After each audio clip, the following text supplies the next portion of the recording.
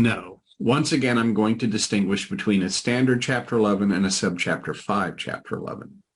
In a standard Chapter 11, generally there is no Chapter 11 trustee.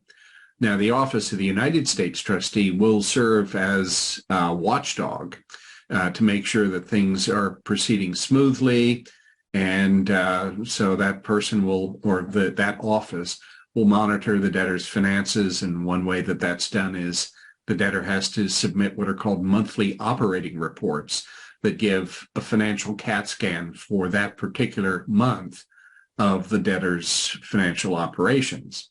But there isn't a Chapter 11 trustee unless something has gone rather badly.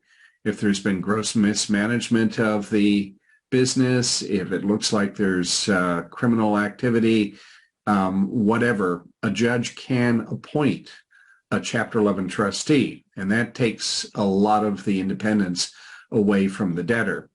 And I've certainly seen that, not in any of my cases, I'm pleased to report, but I've represented creditors who are creditors in Chapter 11 cases for other debtors, and a Chapter 11 trustee has been appointed.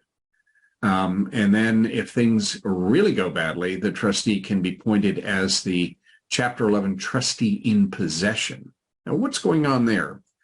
Well, when the debtor files a Chapter 11, the debtor becomes a quasi-trustee called the debtor in possession and has a fiduciary duty to this legal fiction called the bankruptcy estate that's created to manage the estate in a fiduciary capacity ultimately for the benefit of the creditors.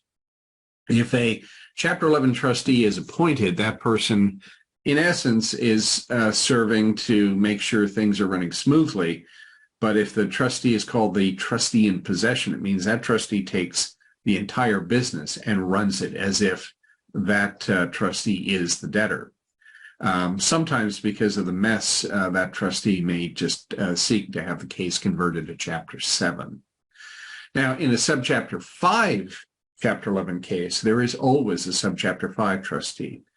But that person's main role in the subchapter 5 is just to work towards getting the plan confirmed, getting the creditors on board. And if the creditors do come on board, you can have a consensual plan, and then that trustee's duties terminate. Otherwise, if you get the plan confirmed and it isn't consensual, then the subchapter 5 trustee stays on for the life of the plan.